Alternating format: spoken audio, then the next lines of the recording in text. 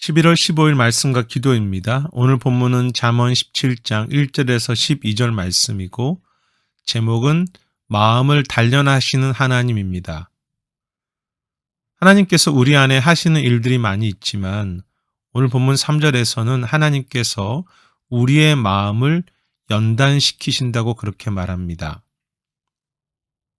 성경 가운데 하나님께서 마음을 연단 혹은 단련시키신다는 표현은 다른 곳에도 등장하고요. 우리의 삶 자체를 연단하시고 단련시킨다는 그런 말씀도 있습니다. 여기에 단련시킨다는 말의 히브리어의 의미는 시험하거나 훈련시킨다는 그런 의미도 있지만 마치 순금을 만들어내듯이 어떤 목적을 가지고 소중한 것을 만들어 간다는 의미가 있는데요. 하나님께서 우리의 마음을 연단하시는 목적이 무엇입니까? 우리의 마음의 동기와 중심이 바르게 되도록 정화시킨다고 하죠. 깨끗하게 하시는 것이 목적이기도 하며 우리의 마음이 어떤 상황에서도 흔들리지 않고 그 상황을 이겨낼 수 있는 견고한 마음, 용사의 마음이 되게 하시려는 그런 계획도 있으시지요. 우리는 우리의 마음을 내 생각대로 할 수 있다고 생각하지만 사실은 그렇지 못합니다. 그래서 마음이 병들기도 하고 나도 모르게 마음이 딱딱하고 굳어지고 쓴 마음이 되기도 하지요. 하나님은 그러한 우리의 마음을 여러 가지 시련과 아픔과 때로는 긴 기다림을 통해서 또한 말씀과 다른 이들과의 관계를 통해서 더 깨끗하게 하기도 하시며 더 견고하게도 하시길 원하십니다. 그것은 다르게 말하면 우리 스스로는 내 마음을 아름답고 견고하게 만들 수 있는 힘이 없다는 뜻이기도 합니다. 우리의 지혜와 우리의 힘과 우리의 능력으로 내 경험으로 내 판단으로만 살면 우리의 마음은 쉽게 상처받고 두려운 마음이 되지요.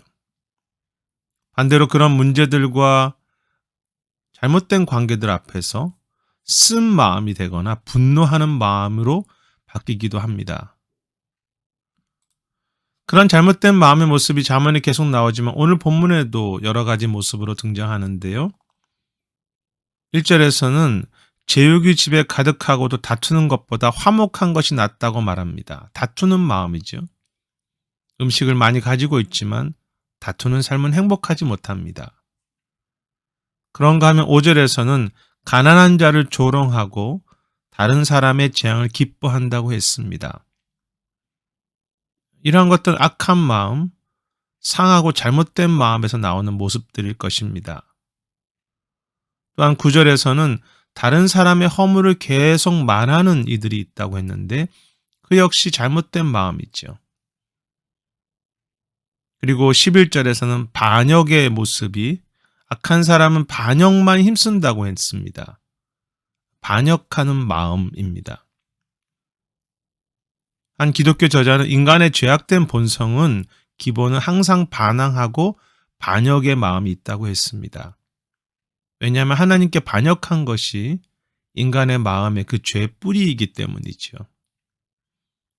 그러한 쓴 마음, 다른 이들을 조롱하는 마음, 다툼을 좋아하는 마음, 반역하는 마음, 그것이 우리 인간의 죄성이고 이 세상의 모습이지 않습니까? 우리의 마음이 하나님 없이 살면 우리도 모르게 점점 더 그렇게 되며 시련과 어려움을 당할수록 강팍하게 되고 거칠고 쓴 마음, 냉소적인 마음, 상처받고 힘을 잃어가는 마음이 됩니다. 그리고 그러한 잘못된 마음이 우리의 삶으로 연결되는 것은 당연할 것입니다. 하지만 하나님 앞에 우리의 삶을 드리고 우리의 마음을 드릴 때, 즉 하나님과 동행하려고 하며 날마다 그것이 작은 것이지만 기도와 말씀 가운데 주의 은혜를 구하려고 살 때 하나님은 우리의 마음을 반드시 단련하시며 새롭게 하신다고 약속하십니다. 그래서 우리가 하나님 앞에 우리의 마음과 삶을 드리려고 하고 하나님을 의지하려고만 한다면 어떤 시련, 어떤 고통, 어떤 문제도 하나님은 우리의 삶과 마음을 단련시키시는 선한 도구로 사용하는 것이죠. 아니, 우리에게 날마다 그 새 마음을, 새 영을 부어주셔서 우리의 마음을 깨끗하게도 하시고 세상을 이기는 견고한 마음이 되게도 하십니다. 그 모습이 어떻게 본문에 드러납니까? 1절에서는 다툼이 아니라 화목함을 이루는 모습으로 드러나지요. 떡 한 조각이 있더라도. 또 가난한 자를 조롱하는 그런 삶이 아니라 9절에 보면 허물을 덮어주는 그런 사랑의 마음으로 드러납니다. 그리고 11절에서는 반역하는 세상과 우리의 본성을 넘어서 정말 끝까지 충성되고 섬기는 그런 마음이 되지요.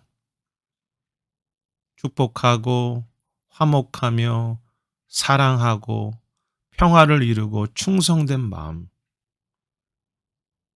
그렇게 볼 때 하나님께서 우리의 마음을 단련하신 그 결과는 세상과 문제를 넘어서 오히려 이 세상의 모습과 반대로 살아가는 그런 마음의 모습인 것을 알 수 있습니다.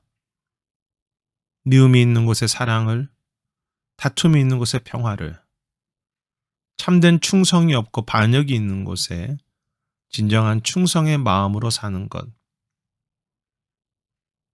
중요한 사실은 이러한 마음을 내가 만드는 것이 아니라, 내가 잘해보는 것이 아니라 하나님께서 만들어주신, 하나님께서 단련하신 마음이기 때문에 그러한 주신 마음으로 걸어갈 때 세상을 이기는 강함이 등장하기도 하고 세상 속의 열매와 생명을 주님께서 직접 만들어 가신다는 것입니다.